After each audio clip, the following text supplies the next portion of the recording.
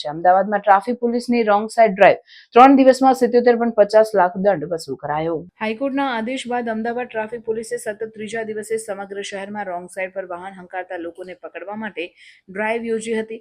શહેરના 14 traffic police સ્ટેશનનો staff સવારથી લઈને મોડી સાંજ સુધી રસ્તા ઉપર ઉતરી પડ્યો હતો. નિયમનો ભંગ કરી રોંગ સાઇડમાં વાહન હંકારતા 4697 લોકો સામે કેસ કરીને તેમની પાસેથી દંડ પેટે 77.50 લાખ લેવાયા હતા.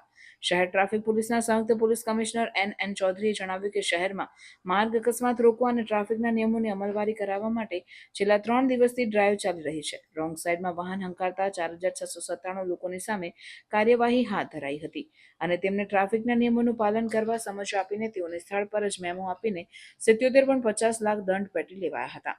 ટ્રાફિક પોલીસે કરેલી ડ્રાઈવમાં 38 વાહનો ડિટેઇન કરાયા હતા અને 60 લોકો સામે ગુના દાખલ કરવામાં આવ્યા છે.